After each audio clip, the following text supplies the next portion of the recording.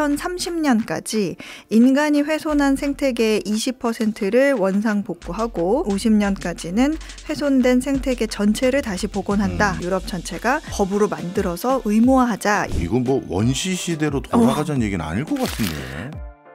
최신 지구촌 소식 만나보는 글로벌 리포트 시간입니다. 오늘도 해담경제연구소 어혜진 소장 나왔습니다. 어서 오세요. 안녕하세요. 오늘 바로 첫 번째 주제가 자연보건법이라고 돼 있어요. 그래서 이게 뭔가 궁금했는데 요즘 유럽에서 이게 시끌시끌하다고요. 맞습니다. 이게 자연복원법이라는 게 말 그대로 자연을 복원하자는 법입니다.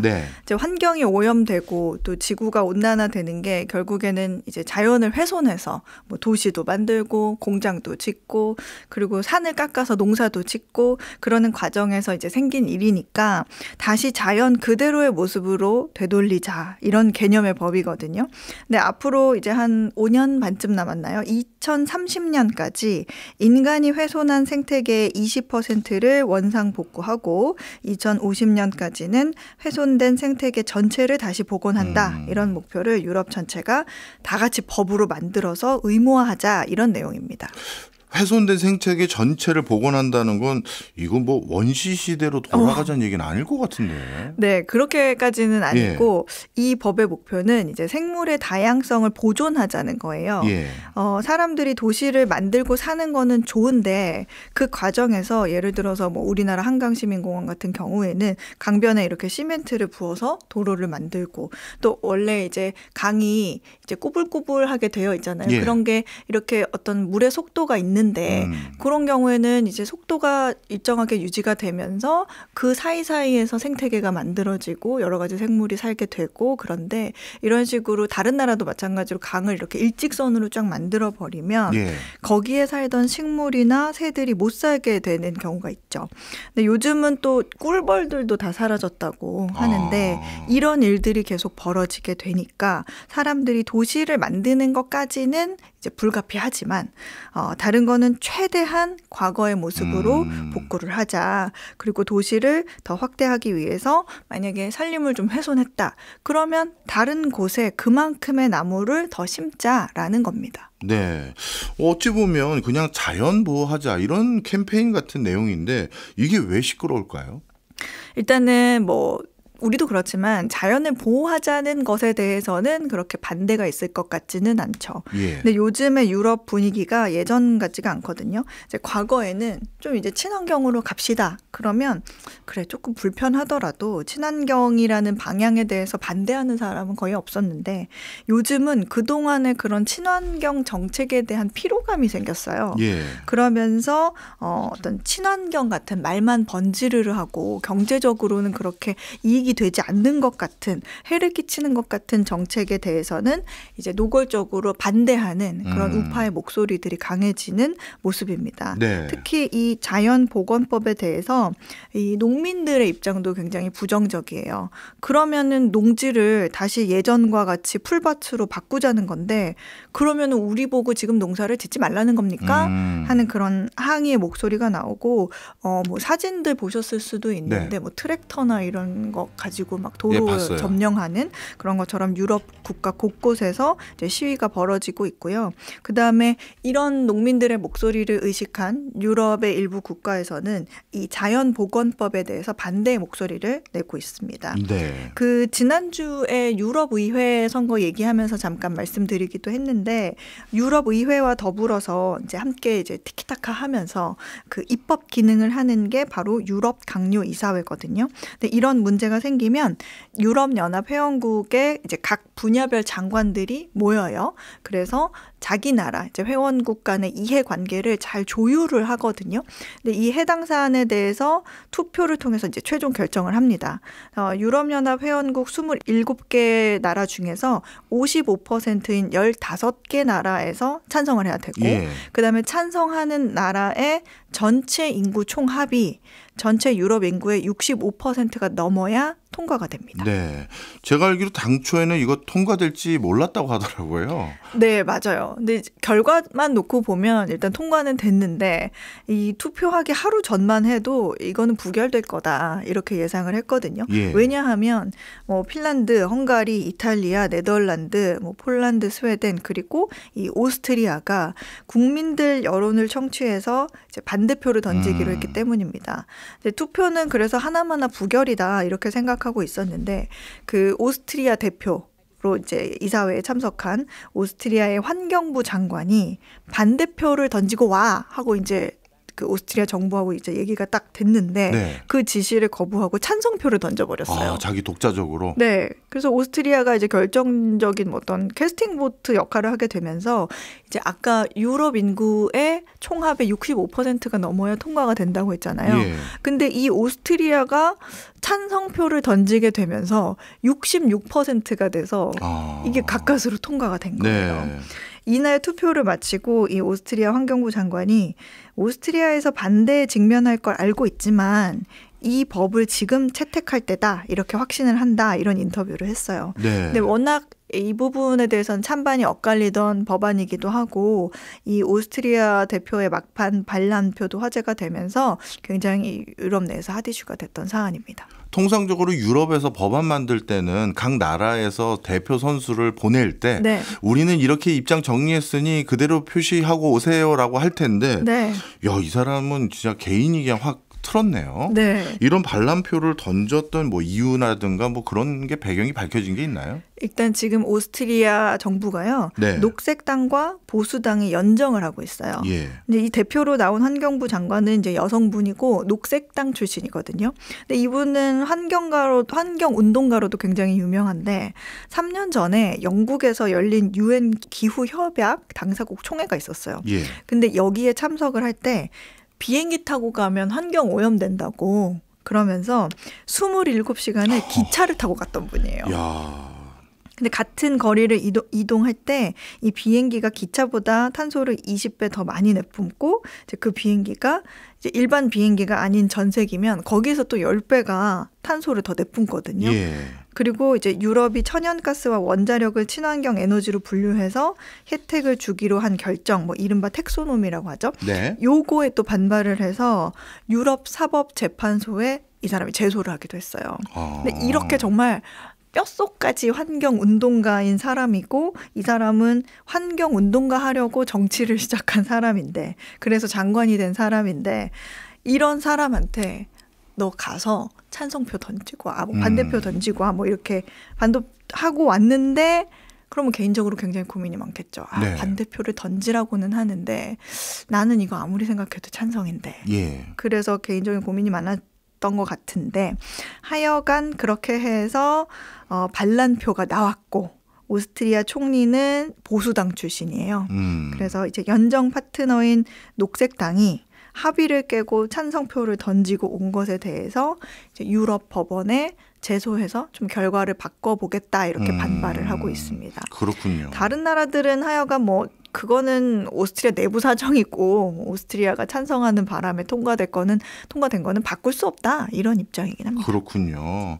유럽에서 요즘 시끄러웠던 자연보건법이 어떤 배경 속에서 이렇게 시끄러웠는지는 알 수 있게 된 것 같은데요. 자, 그런데 이 자연보건법 실제 이제 실행 단계로 들어가면 탄소 배출은 진짜 기대하는 것처럼 좀 줄어듭니까? 이게요, 제가 뭐 한 가지 얘기를 해드릴 건데 혹시 이탄층이라고 들어보셨어요? 이탄층이요? 네, 이탄층. 뭐예요? 1탄, 2탄, 3탄 아니고. 몰라요.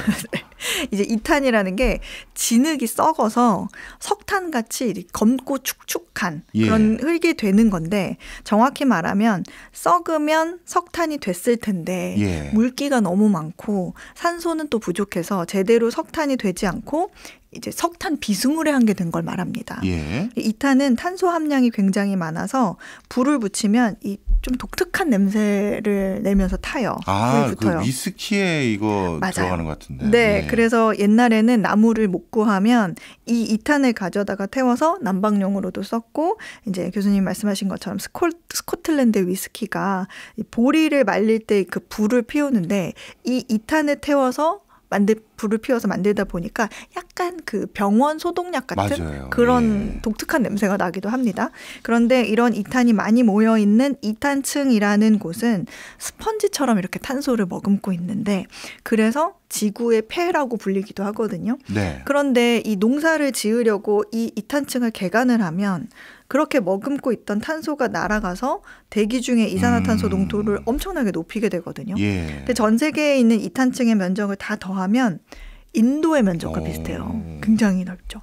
그래서 지구 표면의 10%도 안 되는 이 이탄층이 평소에 머금고 있는 이산화탄소가 전 세계 토양에 녹아있는 탄소의 30% 정도 되니까 이런 이탄지를 개간하면 사실은 안 되는 건데 예. 그리고 스펀지 같아서 비가 와도 물을 이렇게 오래 머금고 있어서 홍수 조절 기능도 하거든요. 네. 근데 이제 농민들이 새로 땅을 개간해서 농사를 지으려고 하다 보면 이런 이탄지를 개간하는 경우가 많아서 환경운동가들과 농민들은 이 이탄지를 두고 서로의 의견이 대립되는 상황입니다. 네. 아무튼 이 환경보건법은 이런 이탄층도 다 복원하자 이런 거라서 탄소 배출을 줄이는 데는 아무래도 여러모로 도움이 될 것 같기는 한데 네. 이제 그 대가로 치러야 하는 비용도 있을 거 아니에요. 예. 그래서 이 자연보건법이 당초의 목표대로 잘 실행될지는 조금 지켜봐야 할 것 같습니다. 알겠습니다. 다른 소식 한번 알아보죠. 페루에 항구가 하나 더 생기는데 네. 이걸 두고 미국이 아주 신경질을 부리고 있다. 이 소식은 뭡니까? 네, 문제의 그 항구가요. 페루의 수도 리마 북쪽에 있는 찬카이라는 항구 도시예요. 예. 이 페루 수도 리마에서 북쪽으로 자동차로 가면 한 1시간 정도 거리에 있거든요. 근데 페루는 그동안에는 그 수도 리마 자체가 해안 도시라서 그냥 그 항구를 주로 썼어요. 예. 근데 정확히는 리마에 붙어 있는 카야오라는 항구인데 이제 서울과 인천이 붙어 있듯이 리마와 카야오가 붙어 있기 때문에 그냥 리마가 사실상 뭐 항구 도시인 겁니다. 근데 참고로 페루의 리마는 이 태평양 연안에 있는 남미 국가들 중에서 유일하게 해안과 접해 있는 대도시이자 유일하게 해안가에 있는 수도예요. 예. 다른 나라들은 수도가 다 고산지대에 있어요. 뭐 예를 들면 칠레의 산티아고, 뭐 에콰도르의 키토, 콜롬비아의 뭐 보고타. 이런 곳이 모두 날씨가 좋고 좀 선선한 고산지에 있는데 리마는 이 남미 서쪽 나라들 중에서 수도가 해안에 자리 잡은 거죠. 예. 스페인이 이 페루를 점령하러 왔다가 고산지대에 적응을 못하고 내려와서 자리를 잡은 도시라서 그렇습니다. 근데 아무튼 그래서 그 주변 나라들도 다 페루의 리마 항구를 태평양으로 진출하는 교두보로 활용을 해왔어요. 예. 그러니까 중국에서 자동차 배터리나 공산품을 또 수입하는 그리고 콩, 옥수수, 뭐 석유, 철광석 같은 이 남미 주변국의 주요 생산품들을 중국으로 수출하는 용도로 써왔습니다. 쉽게 말해 창카이란 항구 도시가 있는데 네. 그 옆에 또 항구 도시 하나 더 짓는다 그거잖아요. 네. 그런데 이거에 대해서 왜 이렇게 미국이 신경질을 낼까요? 이게요. 요즘에 그 배들을 보면 점점 사이즈가 커지고 무거워지고 있죠. 그래서 이 수심이 얕은 리마 항구에는 정박이 안 되는 경우가 많아졌어요. 그래서 수심이 깊은 찬카이라는 곳에 새로운 곳에 대형 항구를 만들려고 했고 여기에 들어가는 돈이 한 4조 원이 좀 넘는데 우리 돈으로 하면 네. 이 4조 원이라는 돈을 들여서 지금 거의 다 만들었거든요. 예. 근데 이 항구에 돈을 대서 지분 60%를 가지고 있는 회사가 바로 중국 회사라는 게 미국 입장에서는 좀 굉장히 찝찝한 부분인 겁니다. 네. 중국은 사실은 뭐 페루뿐만 아니라 뭐 전 세계 개발도상국들의 뭐 항구라든지 도로, 철도 같은 그런 인프라를 지어주고 이런 식으로 좀 지분을 가져가는 그런 경우가 많은데 이번에도 그렇게 한 거예요. 예. 이 항구는 태평양 연안에 있는 거라서 중국으로 오가는 배들이 주로 이용을 하게 될 걸로 보이는데요. 대형 선박을 이제 이용할 수가 있고 그리고 항구도 이제 최신이니까 자동화가 잘 되어 있어서 중국까지 화물을 보내는데 열흘 정도 기간이 단축될 걸로 보입니다. 그리고 이 찬카이 항구는 좋은 점이 항구에서 도심 바깥 지역까지 가는 그 긴 터널을 만들었어요. 예. 근데 이것도 사실 중국산 터널입니다. 그래서 트럭들이 항구에 와서 바로 짐을 실을 수 있게 만든 덕분에 이제 중국까지 짐을 보낸 시간이 굉장히 많이 준 거죠. 예. 근데 페루 정부는 이 항구가 남미의 상하이가 될 거다. 이런 기대도 걸고 있어요. 이 항구는 페루만 이용하는 거예요? 페루만 이용하는 건 아닌데요. 참고로 이 항구의 그 표지판 있잖아요. 예. 그것도 스페인어랑 중국어가 같이 표시가 돼 있어요. 근데 이게 남미의 동쪽 나라인 브라질, 뭐 에콰도르, 그다음에 콜롬비아 이런 나라들이 생산한 물건도 예. 중국으로 보낼 때 이 항구를 이용할 수가 있습니다. 그러니까 육로로 싣고 와서 그 터널 이용해서 싣고 와서 이 항구에서 실어서 쑥 보내면 되는 거잖아요. 예. 종전에는 그 남극 근처까지 가서 크게 돌아오든가 아니면은 그 파나마 운하를 거쳐야 되는데 시간이 훨씬 단축될 수 있는 새 항구가 생긴 겁니다. 미국이 왜 신경질을 부릴 수밖에 없는지 감이 대충 오는데요. 네. 어떻게 보면 이제 남미의 어떻게 물류망이라고 해야 될까요? 물류를 담당하는 항구가 중국이 관할하는 곳으로 바뀌어가는 듯한 그런 느낌도 듭니다. 맞습니다. 그 중국의 국영 기업인 코스코 해운이 이 항구 지분의 60% 들고 있다고 아까 말씀을 드렸는데 이렇게 되면 60%면 사실상 그 항구의 운영을 중국 마음대로 할 수 있는 장소가 되기도 하겠죠. 예. 미국 입장에서 보면 이런 식으로 되면 유사시에 저 항구가 어떤 무역의 그런 장소가 아니라 정말 중국의 군함들이 와서 진을 치고 여차하면 미국을 공격할 수 있는 그런 교두보로 쓰면 어떡하냐. 그럴 수도 있을 것 같은데 하는 어떤 우려가 하나 있고요. 예. 사실은 미국은 중국이 미국 근처에 와서 뭘 만들고 있는 자체에 대해서 굉장히 예민해요. 예민할 수밖에 없죠. 그렇죠. 그 10년 전쯤에 니카라과 같은 데에서도 중국이 운하를 파기로 한 적이 있었어요. 예. 근데 그 대서양과 태평양을 연결하는 운하로는 파나마 운하가 있기는 한데 이걸 미국이 사실상 장악하고 있고 파나마는 또 미국의 달러를 화폐로 쓸 만큼 미국과 가까운 나라거든요. 네. 그런데 그 남쪽에 있는 니카라과에도 국토를 가로지르는 운하를 파면 파나마 운하처럼 대서양과 태평양을 연결하는 운하가 될 수 있는 거예요. 네.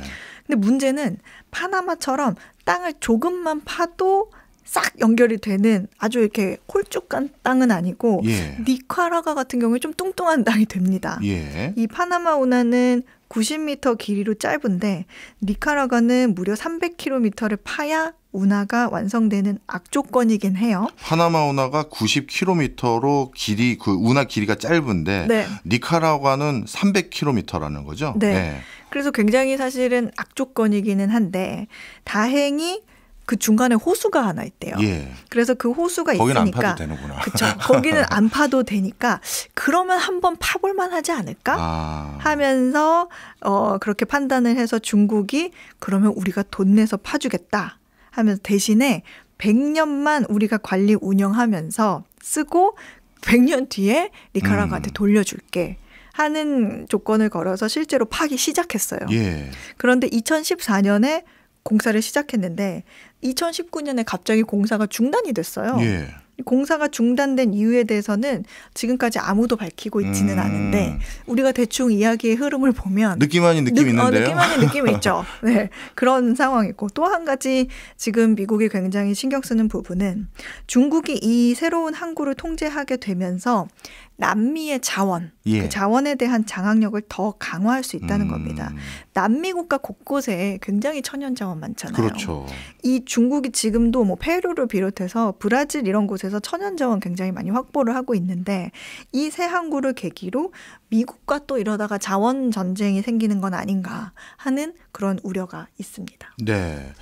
앞서 말씀 주신 게 이 니카라과 운하도 우리가 딱 100년만 쓰고 돌려줄게. 그다음에 찬카이 항구 도시도 뭐 60% 이상 갖고 상당 기간 또 쓸 것 같고 다른 지역에서도 이런 사업 많이 하는데 중국이 이런 사업 아이디어를 네. 예전에 홍콩과 마카오에서 아이디어를 얻은 게 아닌가 이런 생각도 드는데요. 네. 딱 보니까 그냥 내용이 그런데요. 한 1세기만 쓰고 드릴게요라는 것 같은. 네. 자, 미국 입장에서는 이런 거 굉장히 신경 많이 쓸 것 같은데요. 그렇다고 하더라도 페루에게 다른 나라인데 중국 기업에 돈 대서 그거 짓겠다는 거 짓지 마십시오. 네. 이렇게 얘기하기도 어렵지 않은 건가요? 그렇죠. 이제 그래서 실제로는 미국이 뭘 한다는 거는 아니고 예. 그 페루의 대중교통 인프라 투자 감독 기관이 페루의 국립항만청을 상대로 소송을 했습니다. 예. 그러니까 왜 중국 기업의 독점 운영권을 줬냐. 그 친구들이 투자를 하긴 했는데 지분이 60%인데 너희 항만청은 그런 권한이 없다라는 게 내용의 골자예요. 예. 근데 이거를 조금 쉽게 우리나라로 치면 예. 국토교통부가 해운 항만청장을 상대로 소송을 해서 예. 일단 스톱을 시킨 거예요. 예. 겉으로는 이 페루 내부의 법적 분쟁이긴 한데 이제 이거는 결국에는 미국의 입김이 작용한 거다 이런 분석이 있기는 합니다. 네. 아무튼 페루 정부는 문제가 있으면 법을 바꿔서라도 당초 약속대로 중국 국영 기업의 항구 독점 사용권을 주겠다 이런 입장이고요. 예. 근데 페루는 미국이 우리한테 뭘 해줬길래 간섭이냐. 중국이랑 우리가 친해지는 게 싫으면 미국 너희가 우리 페루에 투자해라. 이런 식의 입장입니다. 그렇군요. 네. 전 세계적으로 요즘 중국 투자 때문에 미국이 굉장히 신경이 곤두서는 일이 많았던 것 같은데 페루에서도 이런 일이 있었는지는 몰랐습니다. 알겠습니다. 오늘도 전 세계에 급변하는 소식들 제대로 배웠습니다. 지금까지 어혜진 소장이었습니다. 고맙습니다. 감사합니다.